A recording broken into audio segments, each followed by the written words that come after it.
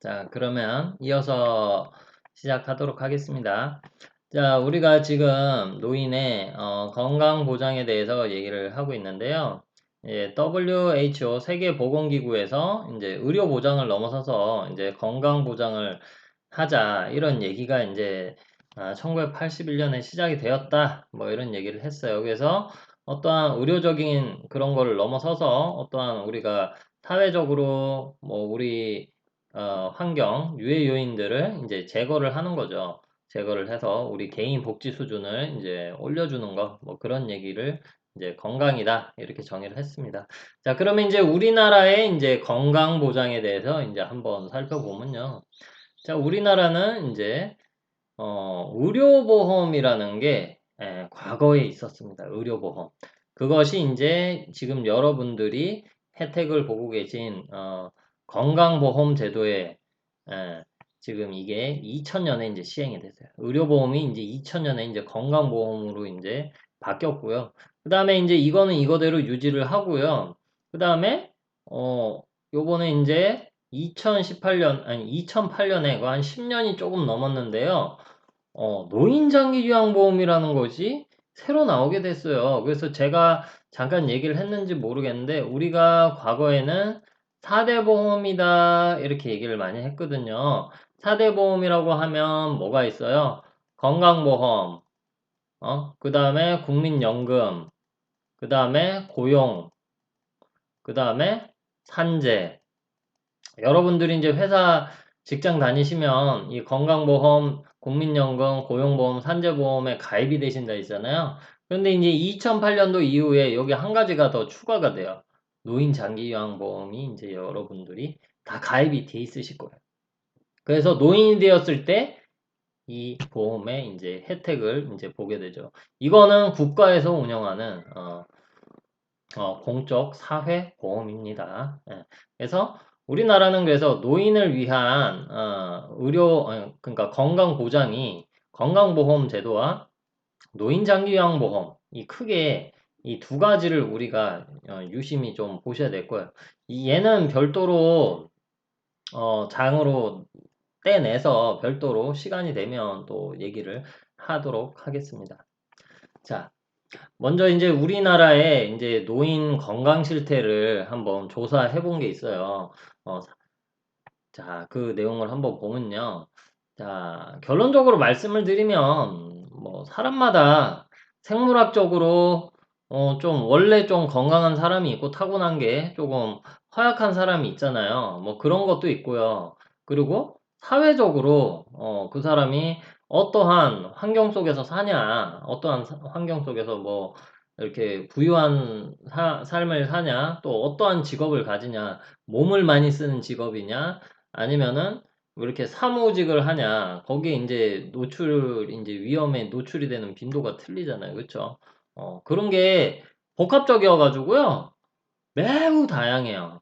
그래서 이 노인이 왜 나이가 들어서 왜 건강하지 않을까? 그거는요. 정답이 없습니다. 정답이 없어요. 유전적으로 뭐 생물학적으로 약해서 그럴 수도 있고 그다음에 뭐 사회적으로 뭐 힘든 일을 많이 해서 뭐 이렇게 관절 이런 일을 관절을 많이 쓰는 직종에 오래 일하다 보니까 관절염이 빨리 온다든지 되게 복잡해요. 매우 다양해서 한 가지로 얘기를 할 수 없어요. 그래서 뭐 어째 보면 이런 거예요. 뭐 어떤 사람은 평생을 담배를 피는데도 폐암이라든지 폐병 한 번 안 걸리더라 이런 사람이 있는 반면 뭐 담배 한 번도 안 폈는데 뭐 폐암 걸려서 죽는 사람도 있거든요. 이제 뭐 그렇기 때문에 이제 뭐 이거는 우리가 단정적으로 얘기를 할 수는 없다 이렇게 얘기를 하고 있고요. 자, 그런데 이제 공통적인 부분들이 이제 있습니다. 뭐냐면요.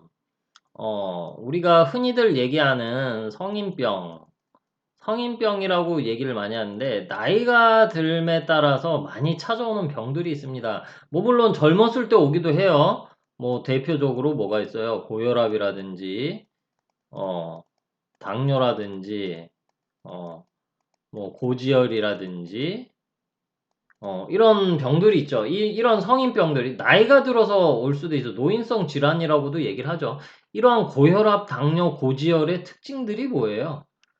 이 고혈압 완치했다는 사람 들어보신 적 있으세요? 당뇨 완치했다는 사람 들어보신 적 있으세요? 고지혈 완치했다는 사람 들어보셨나요? 완치가 되지 않습니다. 완치가 되지 않아요. 완치가. 그냥 이거는 병이라기보다는 질환으로 가져가죠. 질환. 그러니까 죽을 때까지 가져가는 것이에요. 그러기 때문에 뭐예요? 장기적으로 다시 말해서 이 고혈압, 당뇨, 고지혈 이런 거 있는 사람은 그 약을 평생 먹어야 돼요. 약을 평생 먹어야 되고 그다음에 먹는 거 조심해야 되죠. 뭐 맵고 짠 음식 조심하고 뭐 당뇨 뭐 너무 단 거 많이 먹으면 안 되고 뭐 그런 것들 있죠. 의사가 하지 말라는 거. 뭐 술, 담배 뭐 근데 솔직히 뭐 우리나라 음식들이 다 짜잖아요. 그쵸? 그다음에 사회생활하고 밖에 나가서 뭐 명절 있고 친구 만나고 나면 술 안 먹을 수가 없잖아요. 그죠? 뭐 또 하다 보면 또 담배도 태울 수도 있고. 그쵸? 이거 그렇지만 이제 최대한 이제 그거를 좀 지켜야 되겠죠. 그래야지 얘네들이 이제 악화가 안 되니까. 그쵸? 어쨌든 간에 이렇게 어, 완치가 되는 게 아니기 때문에 장기적으로 관리하는 그런 특징들을 많이 가지더라. 특히 이제 어, 치매라든지 또 대표적인 노인성 질환이 이제 치매가 있잖아요. 치매라든지 중풍이라든지 파킨슨 이게 대표적인 이제 이 3대 노인성 질환이잖아요. 이거 세 가지는 대부분 이제 노인이 돼서 이제 오는 것이죠. 뭐 치매 얘기를 한번 해볼까요? 치매 잠깐 얘기를 해보면 뭐 혈관성 치매가 있고 알츠하이머가 있으면 알츠하이머. 우리나라 노인들은 대부분 이 알츠하이머 치매에 많이 걸리세요. 뭐 이 혈관성 치매하고 알츠하이머 치매의 가장 큰 차이점은 혈관성 치매는 그냥 여기 이렇게 이제 그 목 뒤로 해가지고 이 혈류가 뇌로 공급이 되잖아요. 그 혈관에 문제가 생겨서 뇌 세포가 쉽게 얘기해서 죽는 거죠. 죽어가지고 이제 그 치매를 유발시키는 그런 게 있고 그 다음에 이제 알츠하이머는 뇌가 이렇게 있으면 여기에 이렇게 단백질 막이 베타 아말로이드 단백질 같은 이제 이런 막이 싹 끼게 돼요. 그래서 이제 그 뇌 세포들, 그 뉴런 이런 애들이 서로 정기적인 신호를 주고받는데 그게 제대로 못하게 이제 막는 거죠. 그 막이 끼니까. 그래서 이제 치매가 오는 우리나라 노인들은 이 알츠하이머가 70% 이상이에요. 서양은 이제 혈관성, 이제 뭐 먹는 식습관이나 뭐 그런 차이가 있는 것 같아요. 자, 어쨌든 그래서 그런 치매 이거 완치 안 되죠? 이거 치매. 완치됐다는 사람 봤어요? 치매는 약 없어요. 뭐, 물론 지금 치매 드시는 약들이 있습니다. 치매 약들이 뭐냐면, 그, 그 약을 먹으면, 진행 속도를 늦춰주는 약이에요. 진행 속도. 그렇기 때문에, 나이가 들게 되면 주기적으로 치매 검진을 받아보는 게 좋습니다. 그래서 미리 알면 이 치매약을 빨리 드시기 시작을 하면, 그래도 원래는 뭐, 증상 악화가 뭐 1년 뒤에 오는데 뭐 10년 뒤로 늦출 수도 있는 거고요. 이 약을 복용해서. 그건 사람마다 다 틀리기 때문에. 자, 그래서 완치가 되질 않아요, 이것도. 자, 그 다음에 중풍. 중풍이 뭐예요, 중풍? 풍이라고도 얘기하죠. 뭐, 우리 입 돌아간다. 막, 그죠? 이것도 뭐, 뇌졸중, 뇌경색, 뇌경색을 보고 우리가 중풍이라 그러죠? 뇌졸중은 뭐, 뇌경색은 뭐예요? 어?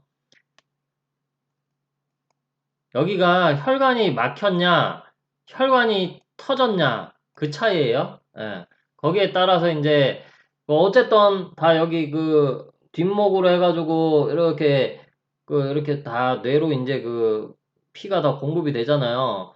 뭐 여기 뇌 혈관 있는 데가 막히거나 요렇게 혈관이 터지게 되면 이런 뇌졸중이나 이제 뇌경색이 오는 거예요. 그러면은 어떻게 돼? 뭐 예를 들어서 뇌졸중이다. 응? 어떻게 돼요? 그럼 혈관 터지잖아요. 혈관 터지면 어떻게 돼? 혈관 터지면은 여기 이제 피가 막 번지면서 막 제대로 혈류가 공급이 제대로 안 되겠죠. 그래가지고 이제 여러 가지 뭐 감염이 생길 수도 있고요. 그러면서 뇌세포가 죽는 거예요. 그리고 뇌경색은 피가 들어와야 되는데 못 들어오니까 막히는 거죠. 막혀가지고 이제 산소 공급이 안 되잖아. 산소 공급이 안 돼가지고 뇌가 또 죽는 거예요. 그죠? 이제 그래서 그렇게 중풍 오고 나면은 이렇게 손이나 뭐 입이나 다리 뭐 이런 게 마비가 되잖아요. 그래서 걸음을 제대로 못 걸으신다든지 말씀을 제대로 못 하신다든지 이제 그런 것들이 이제 오게 돼. 이제 파킨슨은 뭐야? 이거도 뇌에 관련된 건데 뇌에 호르몬, 어, 호르몬에 이제 문제가 발생을 해가지고요. 이 어떤 특정 호르몬이 분비가 많이 되면 정신장애가 올 수도 있는 거고요. 호르몬 분비가 너무 적으면 파킨슨이 오는 거예요. 파킨슨. 어, 파킨슨이 오게 되는데 증상은 이렇게 손을 떱니다. 손을 떨어요. 손을 떨어가지고 일상생활이 제대로 안 되시는 거죠. 막 심하게 이렇게 떨 수 있어요. 나중에 심해지면 생활이 안 되는 거죠. 예. 그래서 마찬가지로 이것도 약을 드시면 조금 치매처럼 뭐 완치를 할 수는 없지만 이렇게 좀 증상을 완화하고 속도를 늦출 수 있다. 어쨌든 이 세 가지는 완치 안 돼요. 완치 한 번 걸리면 그 영구적으로 참고로 뇌는요, 손상 받잖아요. 손상 받으면 복구가 안 돼요. 복구 안 돼요.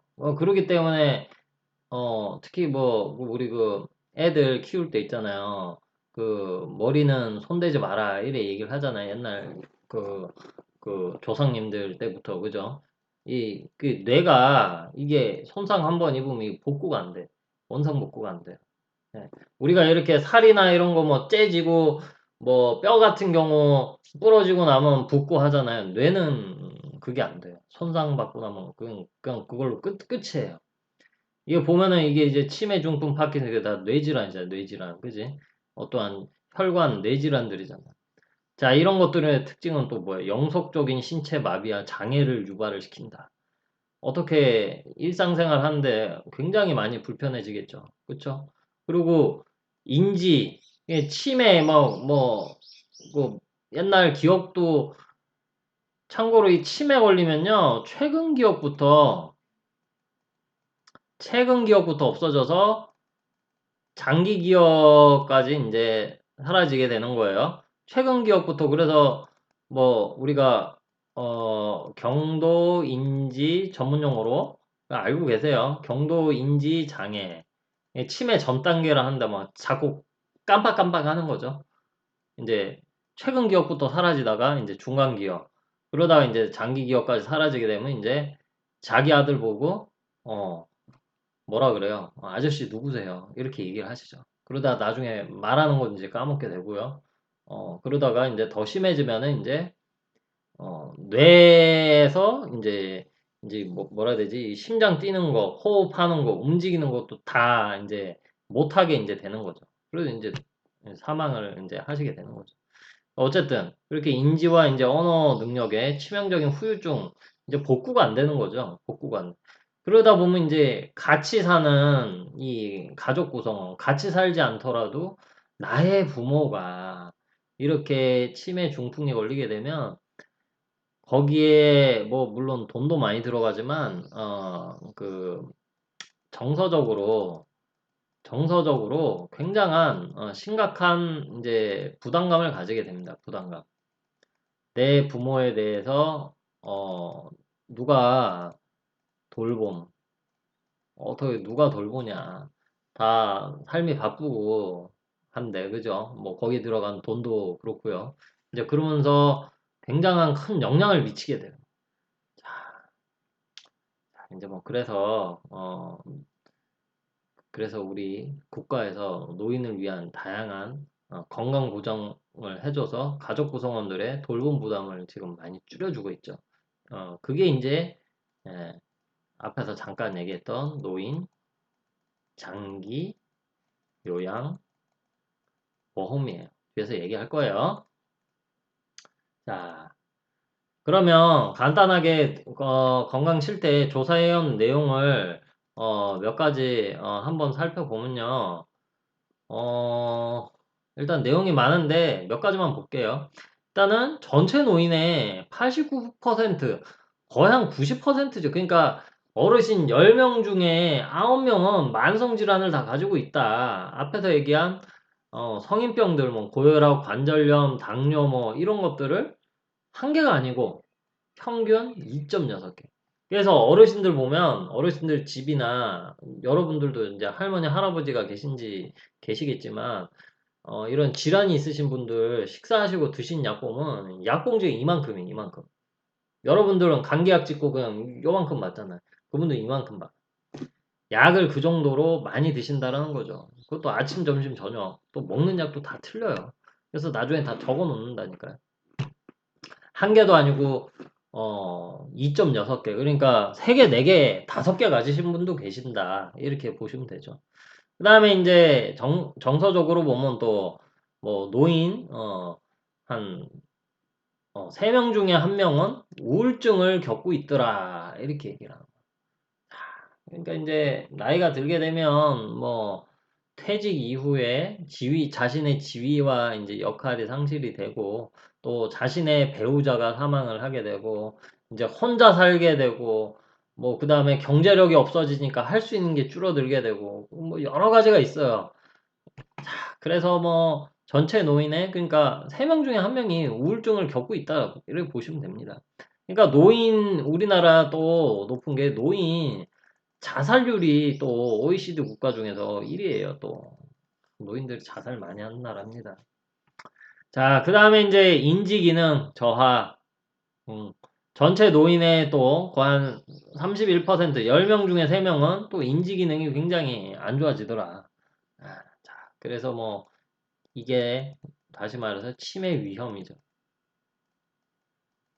자, 그 다음에 전체 노인의 49%, 거의 한 절반이죠. 거의 한 50% 정도의 노인이 영양 관리가 제대로 안 된다. 우리 아까 앞에서 건강보장에 뭐가 얘기 들었어요? 영양 결핍이 되지 않게 해야 되잖아요. 그죠? 근데 우리나라 노인들은 영양 관리가 안 좋대. 왜 그러겠어요? 혼자 사는 독거 어르신들이 많은 거예요. 독거 노인. 독거 노인들, 여러분들 생각해 보세요. 움직이기 힘들고, 그다음에 혼자 있고 한데 밥 힘들게 해서 먹고 싶겠어요?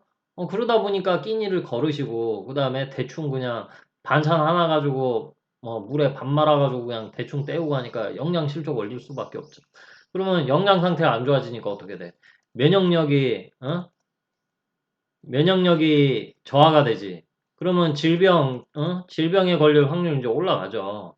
자, 지금 보면은 우리나라뿐만 아니라 전 세계적으로 지금 코로나로 사망한 사람들, 누가 많이 죽어요? 노인이 제일 많이 죽어요. 이 영양 상태 안 좋은 사람들, 이 면역력 안 좋은 사람부터 질병에 잘 걸리고, 질병에 걸리더라도 이걸 못 이겨내고 이제 죽는 거죠, 이제.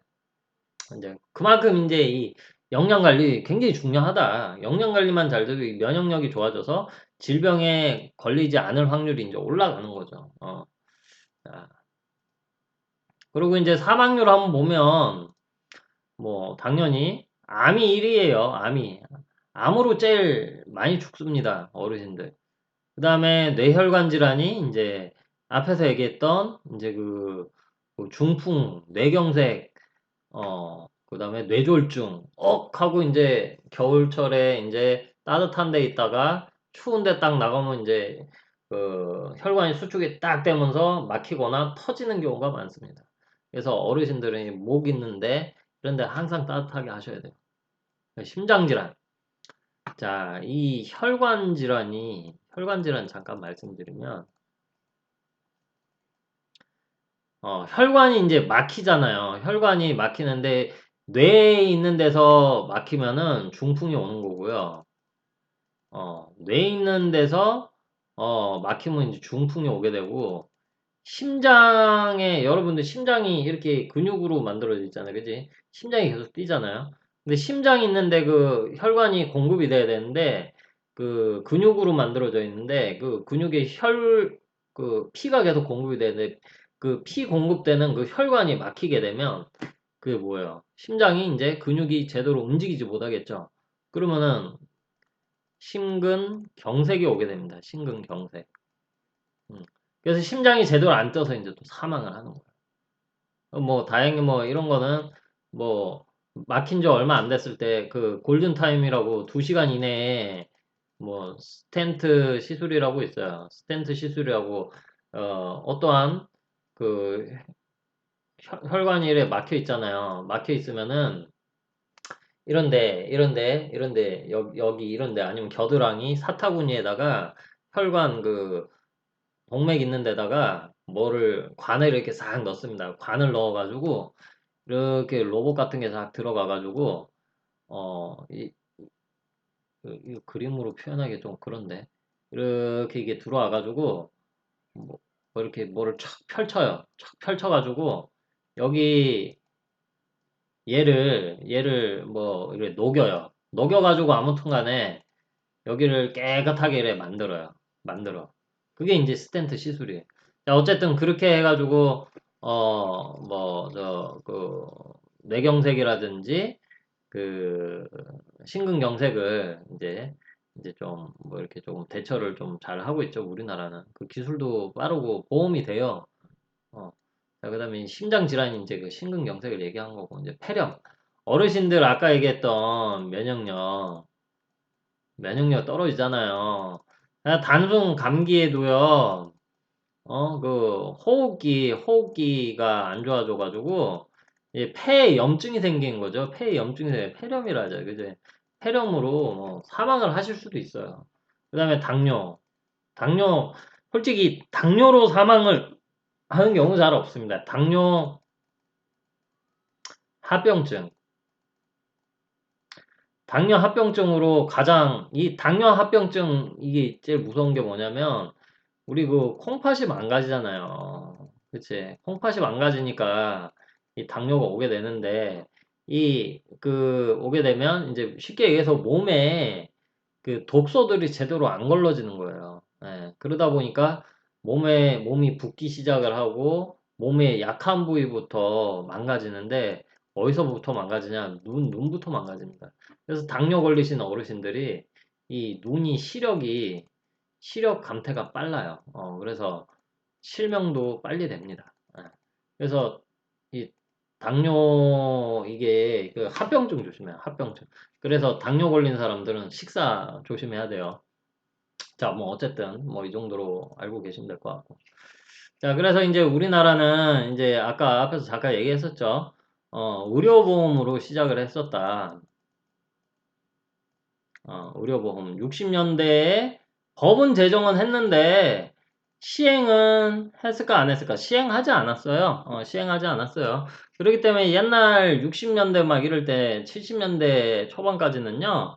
거기 저 뭐야 그냥 그 병원 가잖아. 병원 가면 그냥 내가 내 돈 주고 다 그냥 알아서 커버를 해야 됐어요. 병원 입원해서 뭐 500만 원 나오면 그냥 내가 500만 원 다 내야 됐어요.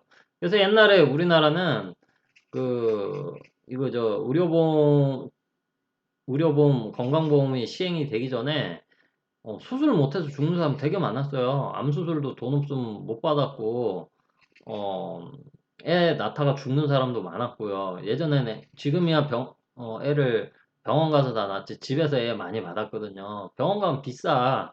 그러니까 산파가 이제 와가지고 이렇게 아이를 받기도 하고 그런 경우가 많았어요. 자, 어쨌든 우리나라도 그런 암흑기가 있었다라는 것이고요. 그러다가 지금의 전신인 건강보험의 전신인 의료보험이 시행이 된 건 1977년이에요. 생각보다 그렇게 오래되지는 않았습니다. 77년에. 그래서 의료보호가 있고 의료보호사업과 의료보험. 그래서 옛날에 그 그 1999년까지만 해도 의료보험증을 들고 다녀야 됐어요. 병원 가려면. 지금이야 이렇게 이름하고 주민번호 넣으면 전국 어디서든 내가 원하는 병원에서 내가 원하는 만큼 의료 처치를 받을 수가 있는데 예전엔 이게 없으면은 다시 집에 갔다 와야 됐어요. 이거도 77년에 맨 처음에 시행이 됐지만 이거 생활보호 대상자 지금으로 치면 기초생활수급자죠. 그 다음에 500인 사업장 실시 그러니까 좀 어느 정도 대기업 같은 큰 기업만 가입이 됐었죠. 그러다가 이제 79년에 공무원 그 다음에 사립학교 선생님들 뭐 교직원들 그 다음에 300인 사업장 뭐 그리고 뭐 88년에 이제 농어촌 89년에 도시 지역의 지역 의료보험 실시하면서 실제 전 국민이 이제 의료보험에 가입이 된 거는 1989년이다 보시면 돼요. 1989년 이전까지는요, 의료보험에 가입이 안 된 사람도 많았습니다. 지금은 우리나라에 의료보험 가입 안 된 사람은 거의 없다고 보셔도 무방해요. 심지어는 외국인 근로자들도 다 가입을 해서 다 혜택을 받습니다. 자, 그러다가 이제 1990년대 후반에 이제 이제 의료 보호와 의료 보험이 이제 단일 체계로 이제 통합을 하게 되고요. 2000년에 이제 의약분업이 뭐냐면 옛날에는 지금 여러분들 병원에 가면 진료받고 뭐 종이 하나 받죠? 그게 이제 처방전이거든요. 처방전, 프리스크립션 해서 의사가 처방전을 해줘요. 그럼 이 처방전을 가지고 약국에 가서 약국에서 이 처방전에 내용 써져 있는 대로 약을 조제해서 줍니다, 여러분들한테. 근데 예전엔 이게 아니었어요. 그냥 병원에서 진료받고 병원에서 약을 지어서 바로 줬습니다. 아, 그러다 보니까 어찌 보면은 병원들이 뭐라 해야 되지? 약사들이 할 일을 병원에서 다 한 거죠. 그래서 이제 그거는 이제 선진 의학 시스템으로 가려면 약은 약사에게, 예? 의료 처치는 의사에게 이렇게 해서 분업을 하게 됩니다. 그러면서 건강보험으로 이제 바뀌면서 지금 여러분들 알고 계신 건강보험이 2000년에 지금 시행이 됐어요. 그 다음에 생활보호 대상자를 대상으로 했던 의료보호법이 의료급여법으로 바뀌었어. 지금 이제 우리 기초생활수급자들에게 이제 해당이 되는 거죠. 자, 그래서 뭐 2002년도에 뭐 이렇게 뭐 요게 됐다 뭐 이렇게 아시면 될 것 같고. 자, 그 다음에 이제 건강보험에 대해서 잠깐 말씀을 드리면요. 두 가지 있죠. 직장가입자하고 지역가입자 두 가지가 있습니다. 직장가입자는 이제 근로자죠, 근로자. 근로자. 근로자가 아닌 사람은 이제 지역가입자. 근데 나는 근로자가 아닌데 노인이야. 나는 일 안 하잖아. 그러면 어디 가입이 돼 있을까요? 직장일 수도 있고 지역일 수도 있어요. 근데 통상 그게 언제 갈리냐면요. 나의 자녀가 근로자로 있어요. 그러면 내가 퇴직 이후에 나의 자녀 밑으로 내가 들어가 있을 수가 있어요. 그런데 이제 지역가입자로 이제 퇴직 이후에 지역가입자로 전환이 되는 사람이 있습니다. 그럼 어떤 케이스냐면 퇴직 이후에 그 사람이 가지고 있는 재산이라든지 연금 소득이죠. 그게 일정 금액 이상이면 지역가입자로 해서 보험료 본인이 다 납부를 하셔야 돼요. 어, 그다음에 직장가입자, 예를 들어서 내가 퇴직 이후에 나의 아들 밑으로 이제 피보험자로 이제 들어가는 거죠. 피보험자로 이제 들어가는 거예요. 피보험자로 들어가면, 어, 보험료는 내 아들이 다 되고 나는 돈 한 푼 안 내도 되고, 똑같이 의료 서비스 받을 수 있어요. 자, 그래서 이제 옛날에는 이제 이 재산이나 이러한 연금 소득이나 이런 게 있어도 여기 자기 아들 밑으로 들어가서 돈 한 푼 내지 않고 보험 혜택을 받을 수 있게 해놓으니까 뭐 예를 들면 재산이만 한 100억대 자산가가 있어요. 퇴직 이후에 건강보험료 한 푼도 안 내고 자기 아들 밑으로 넣어놓고 이거는 조금 도덕적으로 문제가 있지 않냐. 그래서 재산이 좀 있고 연금 소득이나 일정 소득이 있는 사람들은 자기 아들 밑으로 못 넣어요. 자기 자녀 밑으로 못 넣고 이제 지역가입자로 전환을 해서 무조건 돈을 내야 돼요. 예. 자, 그렇습니다. 왜냐하면 이 건강보험은 대표적인 소득 재분배 효과가 있는 제도기 때문에 그래서 돈이 많은 사람은 아니 돈이 많거나 돈을 많이 버는 사람은 건강보험료 납부를 굉장히 많이 합니다. 반면에 소득이 적거나 재산이 적은 사람은 건강보험료를 적게 내요. 그리고 뭐예요? 혜택은 똑같이 봅니다. 똑같이 보기 때문에 이거는 소득의 재분배 효과를 볼 수 있는 제도인 사회보험제도다. 이렇게 이해를 하시면 될 것 같아요. 보험료는 어, 매년 보험료율이 바뀌니까 아실 필요 없고요. 어차피 바뀌니까. 그 다음에 이제 지역가입자 하면 보험료를 내가 다 내야 되는데 100% 내가 다 내야 되는데 내가 만약에 근로자다. 그러면 2분의 1은 그냥 절반은 회사에서 내줍니다. 회사에서 내줘요. 그래서 나는 반만 내면 돼. 그렇기 때문에 직장 가입자가 굉장히 유리해요. 국민연금도 마찬가지고 절반은 회사에서 내주고 나는 절반만 내면 돼요. 예. 그러한 어, 그 특징이 있다. 뭐 이렇게 보시면 될 것 같아요. 자, 뭐 이 정도 뭐 아시면 될 것 같고요. 그 다음에 뭐 이거 뭐 금액은 모르셔도 돼요. 이제 요걸 보시면 그림을 보면 자 봐요. 노인 의료비 지출. 노인 의료비 지출이 어마어마하게 커지고 있다. 막 이렇게 얘기를 하고 있는 거예요. 이 왜 노인 의료비가 왜 커질까? 노인성 질환, 노인성 질환들. 앞에서 얘기했잖아요. 뭐, 치매, 중풍, 파킨슨도 있지만, 여러 가지 성인병, 죽을 때까지 약 먹어야 되는 것들, 그죠? 수술도 많이 하세요. 사망률 1위가 뭐라 그랬어요? 암이라 그랬잖아요. 그 암 수술 다 한 번씩 많이 하신단 말이에요. 근데 돈이 많이 들어가. 그래서 참 어르신들 돈 쓰는 거 보면 의료비 지출이 상당 부분 차지합니다. 여러분들 1년에 몇 번이나 병원 가세요? 그리고 그 병원 가서 얼마 내세요? 얼마 안 될 거예요. 다 합쳐봐야 뭐 몇십만 원 안쪽? 10만 원이 안 되실 수도 있어요. 예, 건강하시니까.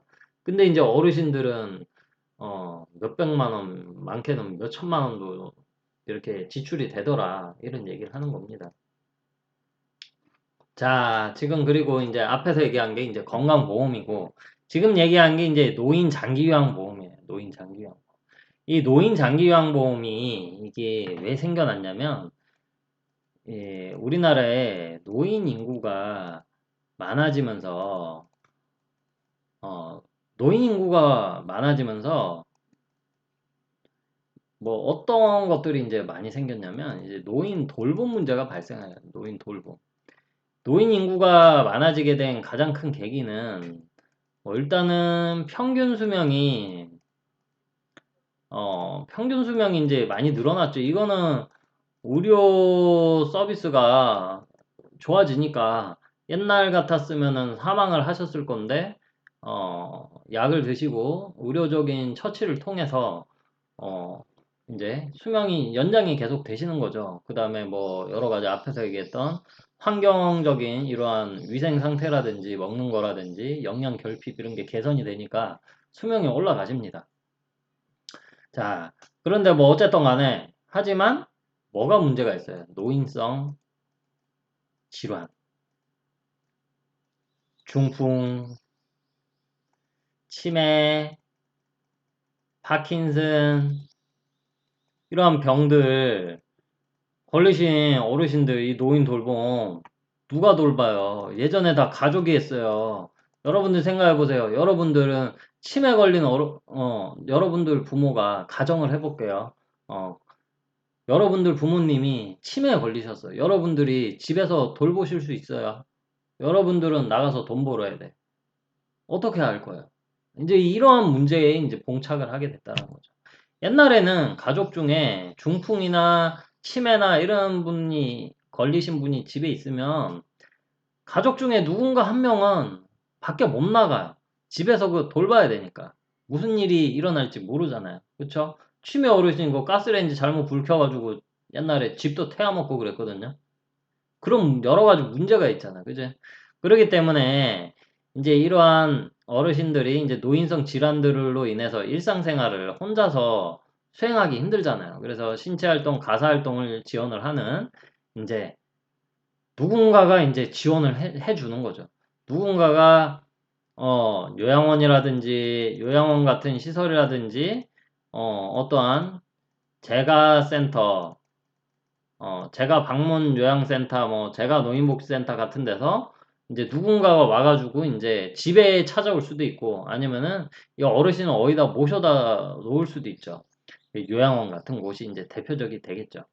자, 그래서 가족이 원래는 부양을 하고 돌봄을 해야 됐는데 이제 이러한 시설 서비스로 이제 가게 됐다라는 거죠. 예전엔 치매 어르신들 집에서 돌봐야 되는데 요양원 가시면 되고요. 어? 대신 누군가가 내가 밖에 나가서 일하는 동안에 누군가가 우리 집에 와서 치매 어르신 돌봐 드린다라는 거죠. 근데 이제 그거를 누군가가 와서 하잖아요. 그게 이제 요양보호사가 이제 하게 되는데 이 요양보호사라는 거는 이제 뒤에서 다시 얘기할 거예요. 이제 요양보호사라는 사람이 이제 직접 돌봄을 이제 하는 분들이에요. 자격증 가지고 이제 하시는 분들이에요. 이제 이분들이 가족들을 대신해서 이분들이 어, 여러분들 부모님을 돌봐드릴 수 있다라는 거죠. 그러면 이 요양보호사한테 월급을 줘야 될 거 아니에요. 만약 이 노인 장기 요양 보험이 없었으면 이 요양보호사의 월급, 서비스 받는 만큼 이 사람 시간당 쳐가지고 가족들이 이 요양보호사의 월급을 다 지급을 해줘야 됐어요. 자, 그런데 그러기에는 너무 힘들잖아. 그쵸? 여러분들이 예를 들어서 뭐 300만 원 버는데 이 요양보호사 월급으로 150만 원을 줘야 돼. 아, 이거 너무 크잖아요. 그죠? 그러니까 이 노인 장기요양 보험이 생기고 나서 이 월급에 쉽게 얘기해서 15%에서 20%만 니들이 내고 나머지 85%, 85%, 85%는 우리 국가에서 해줄게. 이렇게 얘기됩니다. 뭐 물론 국가에서 해준다라기보다 장기요양 보험료로 이제 결제가 되는 거죠. 예. 자, 어쨌든 간에 그래서 예전에는 그래서 또 다른 예를 들어보면 이 요양원에 내가 부모를 법이 시행이 되기 전에 요양원에 부모님을 모셔다 놓으면 월 200에서 250만 원이 듭니다. 병원이나 요양원이든 간에. 자, 그런데 이게 여러분들은 월 200에서 250만 원 매달 부모님을 위해서 쓰실 수 있을까요? 여러분들이 무슨 직업을 가지든 간에 만약에 월급을 1000만 원 받는 사람도 200만 원, 250만 원씩 지출하는 거 쉽지 않습니다. 자, 하물며 일반적인 직장 생활하는 사람들이 이거 감당할 수 있겠냐고. 안 된다라는 거죠. 자, 그래서 이 노인 장기요양보험이 마찬가지로 생겨나면서 어, 여기에 대한 20%만 이제 내게 되면 돼요. 그래서, 그래서 적게는 40만 원, 많게는 한 60만 원 정도만 내면 요양원에 모셔다 놓을 수 있어요.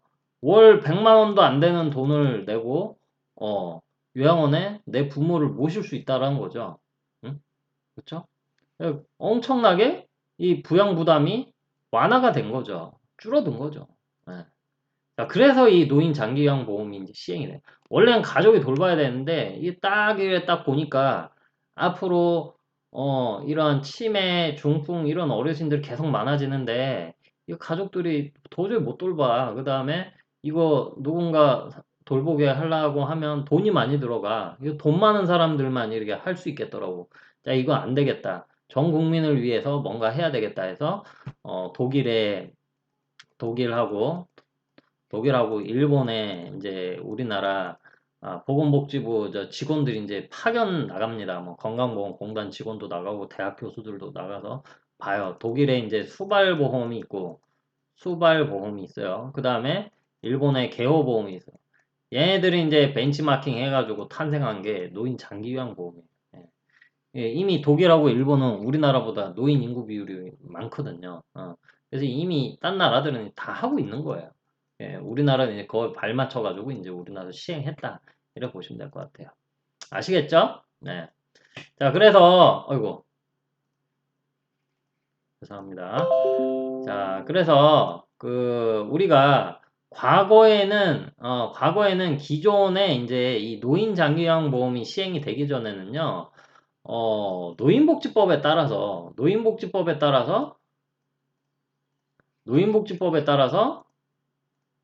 아이고, 죄송합니다. 노인복지법에 따라서, 어, 요양원, 뭐, 재가노인복지센터, 이런 곳에서 이제 어르신들이 서비스를 받을 수 있었어요. 자, 그런데 이제 어떤 문제가 발생을 하냐. 자, 기초생활수급자 노인이라든지 차상위 같이 저소득 노인한테만 그 서비스가 제공이 되는 거야. 자, 기초생활수급자하고 저소득 노인들만 해주면 나머지 노인들은 어떻게 해요? 예. 나머지는 저소득하고 기초생활수급자 노인 다 합쳐봐야 15% 아래거든요? 그럼 나머지 노인들은 어떻게 해요? 나머지 85% 노인은 알아서 자력으로 다 해결하고 다 해야 돼, 가족들이. 그럼 문제가 있잖아요. 자, 그래서 이 기존의 이거는 쉽게 얘기해서 선별적 복지였어요. 선별적. 선별적 서비스였어요. 자, 선택적. 특정 대상. 그리고 공급자 위주. 지방자치단체장, 구청이라든지 이런 데서 정해준 곳에 시설에서 서비스를 받을 수 있었어요. 자, 그런데 이제 이 노인장기요양보험이 생기면서 이거는 뭐예요? 보편적 제도. 우리나라 노인이라고 하면 65세 이상 노인 중에 일상생활이 힘들 정도로 이제 노인성 질환들을 가지신 분들이라고 하면 누구나 이제 다 받을 수가 있는 거예요. 기초생활수급자 노인이라든지 자산이 뭐 100억이든 1000억이든 간에 다 똑같이 받을 수가 있어요. 보편적으로 해주는 거죠. 그 다음에 또 특징이 뭐냐면 서비스 받을 수 있는 제공기간, 서비스 주는 제공기간을 옛날에는 선택을 할 수가 없었다 했어요. 기존의 노인복지법에 따라서 제공하는 노인시설에서는. 그런데 노인장기요양보험에 의거한 노인장기요양기간이 생기면서 내가 원하는 곳에 가서 내가 원하는 만큼 내가 다 선택을 해서 어르신 또는 어르신의 자녀들이 가서 선택해서 서비스 제공, 선택권이 보장이 되는 거예요. 그래서 이제 이게 뭐 패러다임이 이제 한 10년 전부터 이렇게 많이 바뀌었죠. 그래서 여러분들도 아셔야 되는 게 사회복지라는 것이 앞으로는 선별적보다는 보편적으로 가는 추세고 그 다음에 그 서비스 이제 그 대상자 있잖아요. 그 대상자가 우리가 주는 대로 서비스 받는 시대는 이제 끝났어요. 우리가 그렇기 때문에 되게 좋은 서비스를 원하는 서비스를 잘 만들어서 많은 사람들이 우리 시설에서 와서 서비스 받게끔 사회복지사들이 공부를 하시고 연구를 하셔야 돼요. 과거처럼 그냥 가만히 앉아가지고 서비스 만들어 놓고 이거 서비스 받을 사람 뭐 알아서 받으세요. 뭐 이런 시대 이제 끝났다라는 거죠. 자, 그리고 자, 그 대상은 여기 나왔죠. 그 전 국민이 대상이다. 그래서 장기요양 보험에 가입돼 있는 사람이면 외국인까지도 다 돼요. 그리고 심지어는 외국에 사는 우리나라 국민, 그러니까 영주권을 가지고 있는 그 우리나라 국민이죠. 시민권 가진 사람은 우리나라 국민이 아니기 때문에 제외예요. 예. 시민권 가진 사람은 재외국민이 아닙니다. 영주권 가진 사람이 재외국민이죠. 그래서 뭐 그런 사람들, 뭐, 그리고 이제 이러한 장기요양 급여 신청, 이 장기요양, 이게 신청이 일단, 신청을 하려면 65세가 넘어가야 돼요. 65세가 넘어가고, 65세가 안 돼도 신청을 또 할 수가 있어요. 자, 예를 들어서 나이가 60세야. 60세인데, 만 65세가 안 넘어가서 노인이 아니야. 그럼 나는 이거 혜택 못 보네. 원칙적으로 못 봐요. 그런데 내가 치매, 중풍, 파킨슨 같은 노인성 질병으로 내가 일상생활을 수행하는 게 굉장히 어려운 상황에 처해 있어. 그래서 의사 소견서가 이 사람은 치매로 인해서 중풍, 파킨슨과 같은 노인성 질환으로 일상생활이 힘들다라는 소견이 나오면 이 사람도 노인 장기요양 보험에 의거해서 이 혜택을 받을 수가 있어요. 그 뒤에 나오는 이제 등급을 이제 장애인 등급이랑 틀려요. 장애인 등급은 없어졌잖아요. 근데 장기 요양 등급은 존재를 합니다. 그래서 장기 요양 등급을 통해서 이제 서비스를 받을 수 있는 양이 이제 정해지게 되는 거죠.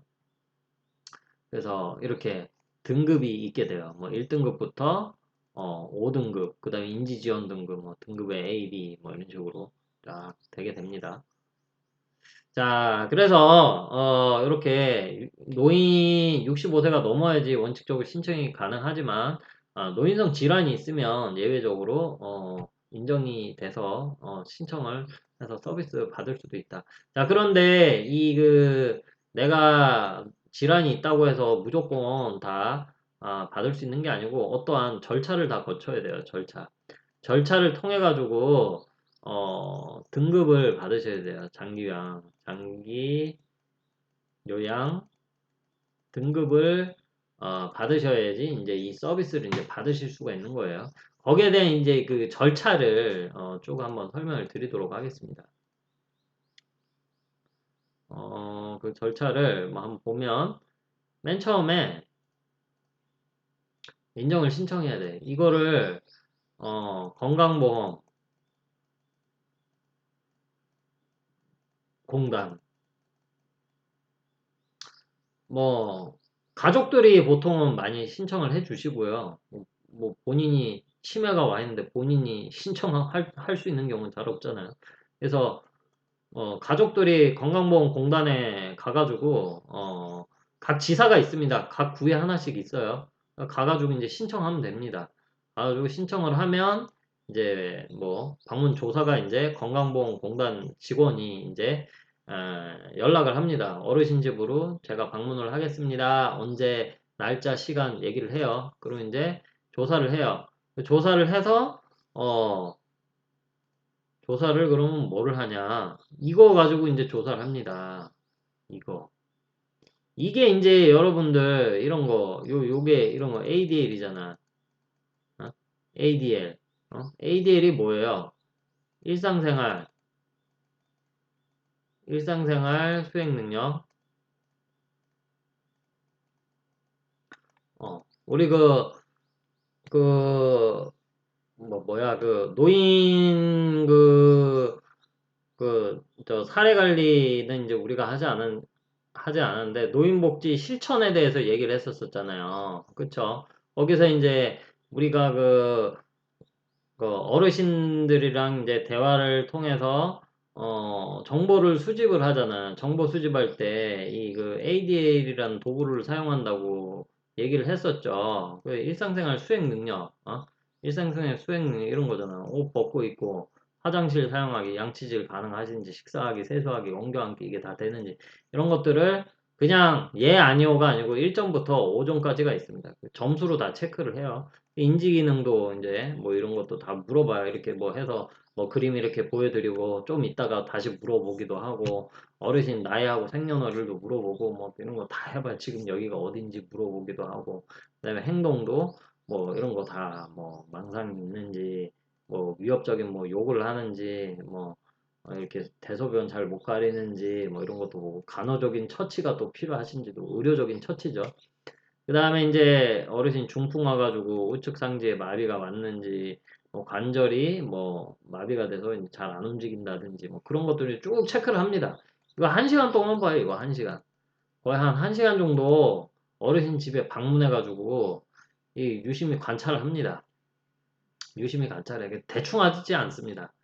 유심히 관찰해서 일정 점수가 나오면은 이제 이렇게 등급이 이제 나오겠죠. 그렇게 이제 이 조사를 하게 돼요. 건강보험공단 직원이. 보통, 어떤 사람들이 나오냐면, 간호사라든지, 사회복지사들이 나옵니다. 간호사가 가장 많이 나오고요. 그래서 건강보험공단 지원에는 간호사가 많거든요. 간혹가다 사회복지사도 나와요. 그래가지고 이제 이거를 점수로 이제 환산을 하게 돼요. 환산을 해서 이렇게 등급이 이제 등급판정위원회를 통해서 이제 이렇게 등급이 이제 나오게 되는 거예요. 그 중간에 이제 의사소견서를 이제 제출하라고 하죠. 그래서 다시 말해서 요거 점수 매긴 거 플러스 의사소견서 플러스 해서 판정위원회라는 곳을 통해 가지고 심사를 합니다. 심사를 해서 어르신에게 이렇게 1등급, 2등급, 3등급, 4등급 뭐 이런 식으로 등급을 드려요. 자, 그럼 이 등급 기준이 이제 점수가 이제 여기 이렇게 나와 있는데 뭐 여러분들이 뭐 점수까지 아실 필요는 없고요. 그러면은 이 등급이 이 각각의 등급이 어느 정도인지를 한번 보는 거죠. 어느 정도인지를 한번 보는 거예요. 자, 그러니까 어르신 상태가 어느 정도 돼야지 등급이 나오는지. 저도 이래 판정 심사위원을 해본 적이 있는데, 이거 그때그때 좀 틀립니다. 그때그때 틀린데, 제가 그 수준을 예를 들어서 한번 설명을 드릴게요. 일단 인지지원 등급 같은 경우는 어르신이 일단 치매 진단이 있어야 돼. 이 5등급하고 인지지원은 치매 일종의 특별 등급 같은 거예요. 치매가 있는데 치매가 있는데 좀 뭐 움직이고 이런 거는 아무런 거의 제약이 없는 분들 그런 분들이 이제 인지지원 등급을 받아요.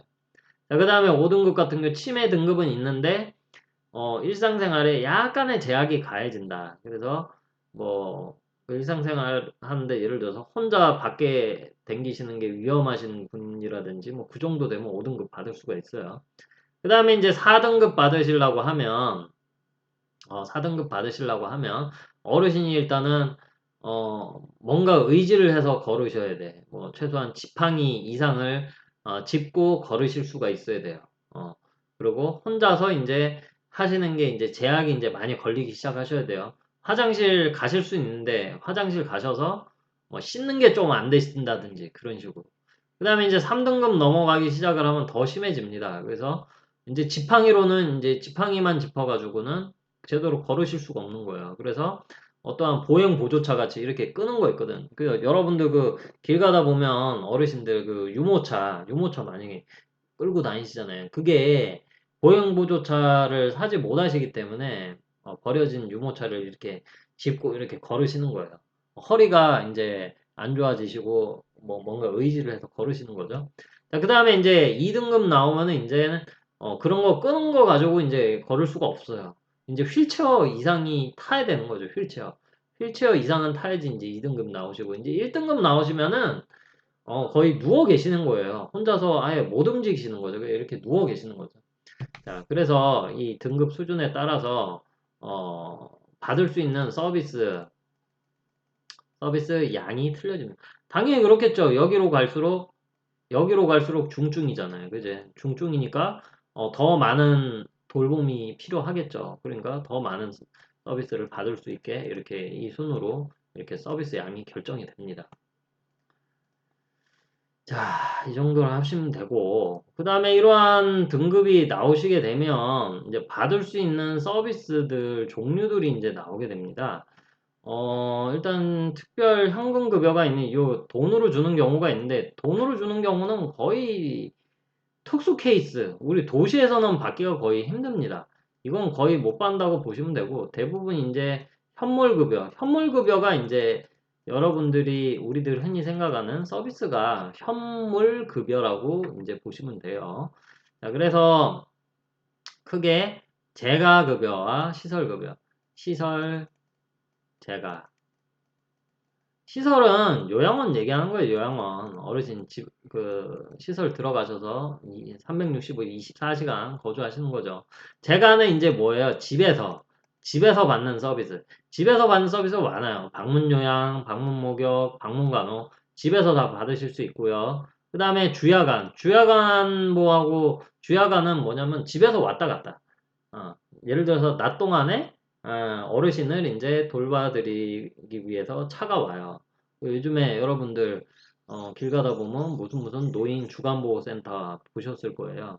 그거 다 이제 그런 거죠. 낮 동안에 돌봐드리고 이제 가족들이 이제 퇴근할 때쯤에 이렇게 집에 모셔다 드리는 그런 거예요. 단기는 이제 임시로 어르신 잠깐 입소해서 요양원 같은 곳에 며칠간 잠깐 임시로 계시는 거죠. 그 다음에 앞에서 얘기했던 이거 잠깐 얘기를 안 했는데 방문 요양은 요양보호사가 어르신 집에 가서 설거지도 해드리고 뭐 어르신 빨래도 해드리고 뭐 식사도 뭐 떠먹여 드리기도 하고 뭐 이런 것들을 하는 거예요. 뭐 이렇게 가사 활동 이런 것들 전반적으로 이제 정리를 해드리는 거죠. 그래서 어르신들이 영양 상태도 괜찮아질 수 있도록 하고 뭐 청소도 해드리고 그래요. 자, 그런데 이제 여기서 오해하지 말아야 될 것은 초반에 이게 시행이 된 지 10년이 넘어서 지금은 괜찮은데 방문 요양보호사가 오게 되면 이 사람들을 파출부처럼 부리는 경우가 있었어요. 어르신이 이제 같이 사는 가족들이 있을 수가 있잖아요. 그러면 그 나머지 가족들의 빨래와 온 집안 청소라든지 이런 거를 다 시킨 경우가 있었는데 지금은 이제 그렇게 할 수가 없어요. 바로 어르신이 거주하고 계시는 그 방만 청소를 하고 그다음에 어르신이 이제 필요한 것들만 이제 해드려요. 예를 들어서 뭐 딸네 집 반찬을 해달라, 뭐 김장을 해달라 그런 거는 안 해줘요. 예. 그다음에 이제 방문 목욕은 이제 어르신이 이제 거동이 불편하셔서 이제 그 씻기가 힘들잖아요. 그리고 움직이기 힘들기 때문에 혼자서 목욕시키기가 힘들잖아요. 그래서 두 사람 이상이 집으로 방문을 합니다. 방문 목욕 차량이 있기도 하고요. 아니면은 어르신 집에 욕조가 있으면 그 욕조에서 씻겨드리기도 합니다. 어쨌든 2인 1조가 돼서 어르신 집에서 목욕을 씻겨드리는 경우 목욕탕에 모시고 가서 할 수도 있고 이렇게 튜브로 된 공간이 있으면 튜브로 된 그 바람을 넣어서 그 안에서 목욕을 할 수 있는 그러한 것도 있습니다. 이동식 욕조로. 어, 자, 뭐 이런 서비스들이 이제 이 장기요양 보험에 따라서 이 등급을 받으시면 요거를 받으실 수가 있는 거예요. 원하는 만큼 다 섞어서 받아도 돼요. 대신 이제 시설 서비스 받으면 이 재가 서비스는 받으실 수가 없고요. 이 재가 서비스는 상호 교차가 됩니다. 뭐 3일은 방문 요양 서비스 받고 뭐 하루는 방문 목욕 받고 하루는 방문 간호 받고 또 하루는 뭐 주야간 보호 받고 다 섞어서 써도 돼요. 대신 이제 그러니까 이 등급에 따라서 받으실 수 있는 서비스 금액이 있거든요. 그 안에서 그 보통 그 플랜은 그 계산은 보호자가 할 필요 없고요. 그 서비스 제공하는 기관에 계산해달라 하면 알아서 계산 다 해줍니다. 자, 그래서 뭐 지금 얘기 다 제가 다 했죠. 자, 그러면 중요한 게 또 여기 이 재정 도움 누가 돼? 자, 그 요양보호사 월급도 줘야 되고, 그 다음에 그 서비스 제공하는 그 요양보호사 이렇게 집에 보내는 그 장기요양기관, 그 다음에 요양원 운영하는데 뭐 이런 전기세도 내고, 사회복지사 월급도 주고 해야 되잖아요. 그죠? 자, 그런 거. 60%는 우리 국민들이 내는 장기요양 보험료로 이제 충당을 합니다. 그 다음에 한 20% 정도는 국가에서 부담을 해요. 국가. 그 다음에 20% 제가 아까 앞에서 얘기했죠. 그 원래 요양원에 이 보험 생기기 전에 어르신 자기 부모를 모시면 보험부담금이 100%였어요. 100%. 100%였는데 이제 20%만 내면 돼요. 20%. 엄청나게 부담이 이제 줄어들었죠. 그것도 이제 재가급여는 15%만 내면 돼요. 그 다음에 저소득은 절반, 10%. 그리고 기초생활수급자는 제로. 뭐 물론 식비라든지 간식비는 별도예요. 여러분들 그 어린이집 같은 경우도 보육료는 지금 공짜지만 식비하고 간식비는 별도로 냅니다. 예. 자, 그 다음에 노인장기요양보험에 따라서 이제 그 어르신 직접 케어하는 사람, 요양보호사 있다 했죠. 옛날에 생활지도원, 뭐 가정봉사원이라 불렸는데 지금은 이제 시험 봐요. 맨 처음에는 교육만 받으면 자격증 줬는데 지금 이제 시험 봐야지 요양보호사. 국가 공인 자격증이에요, 그지? 예.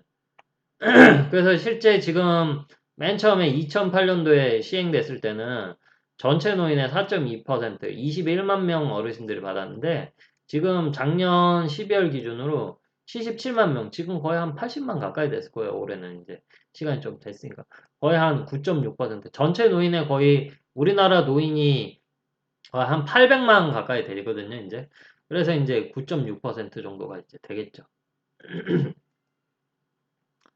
자, 그러면, 그 뒤에 이제 나오는 이 내용까지 쭉 한번 보도록 할게요. 자, 앞에서 우리가 건강보험, 노인 장기요양,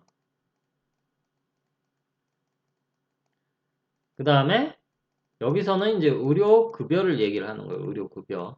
의료급여가 앞에서 잠깐 얘기를 했었죠. 어, 여기 의료보호법, 의료급여법으로 개정을 했다 이 얘기를 했죠. 자, 원래 원칙적으로 따지면 여러분들 그 건강보험의 혜택을 받으려면 건강보험의 혜택과 장기요양보험의 혜택을 받으려면 이 보험에 가입을 해서 보험료, 당연히 보험의 혜택을 받으려면 보험료 납부를 해야 되겠죠. 그런데 이제 문제는 뭐예요? 기초수급자. 줄여서 얘기할게요. 기초생활수급자를 기초수급자. 기초수급자 같은 경우는 소득이 없거나 소득이 되게 적단 말이에요. 그렇기 때문에 이거를 낼 능력이 뭐 없겠죠. 그러다 보니까 그 사람들에게는 의료급여라는 제도를 만들어가지고 의료급여를 만들어가지고 저소득층에게 의료 혜택을 주는 제도예요. 그래서 원래는 건강보험이나 장기요양보험의 혜택을 받으려면 보험료를 내야 됐는데 이 수급자들 같은 경우는 기초생활 수급자들 같은 경우 의료급여법에 따라서 보험료를 내지 않고도 건강보험 혜택과 장기요양보험 혜택을 볼 수 있게 하는 거죠. 그래서 철저하게 저소득을 위한 제도다. 이렇게 보시면 될 것 같아요. 그래서 뭐 이런 어르신들이 뭐 보통 뭐 1차, 2차, 3차 뭐 1차 병원 동네 의원, 2차는 이제 병원이라는 딱지 붙이고 있는데 3차는 이상은 이제 그 대학병원이죠. 그런데 보면은 뭐 1,000원, 보험부담금 1,000원 내면 돼요. 1,000원. 어, 1,000원 뭐 이런 식으로. 뭐 병원 가서 1,500원 내고 진료받고 오고, 근데 이것도 병원에서 이제 병원, 큰 병원에 가면 이것도 그 무료로 해주는 경우도 많습니다. 참고로 이런 3차 병원, 2차, 3차 병원에는 사회복지사들이 근무하는 경우도 있거든요. 그런데 뭐 혜택을 별도로 줘가지고 본인 부담금 얼마 안 되니까 그냥 할인해주고 그렇게 많이 합니다. 병원, 그리고 약 찍고 나서 500원 내고, 굉장히 저렴하죠. 자, 그 다음에 그 외에 이제 의료적 노인들에게 우리나라에서 제공하는 의료적 서비스들 보면 치매 검진 무료로 해줘요. 무료로 해줍니다. 무료예요, 무료. 치매 검진 보건소 가면은 무료로 받을 수 있어요. 그리고 치매 지금 각 구에 치매 센터가 있습니다. 치매센터에 등록해서 어르신들 치매 관련해서 뭐 예방하기 위한 여러 가지 뭐 프로그램도 참여도 되고요. 뭐 여러 가지 상담도 되고, 굉장히 좋아요. 각 구에 하나씩 있어요. 보건소나 병원에서 이제 위탁받아가지고 이제 운영을 많이 하고 있고요. 그 다음에 어르신들 이제 백내장이나 이런 거 무료로 개안 수술비 지원도 해주고, 어르신들에게 뭐 무료로 건강, 진단, 그 우리 건강검진이죠. 그런 것도 이제 해주고 있습니다. 자, 이렇게 해서 오늘은 좀 빠르게 뒤에는 진행을 했는데, 앞에서 얘기했던 노인의 그 소득보장과 고용보장에 이어서 건강보장에 대해서 한번 살펴보는 시간을 가졌습니다. 자, 그러면 오늘은 6장까지 마무리했고요. 다음 시간에는 이제 7장으로 이제 넘어가서 우리 한번 살펴보도록 하겠습니다. 자, 오늘은 여기까지 하도록 하겠습니다. 수고 많으셨습니다.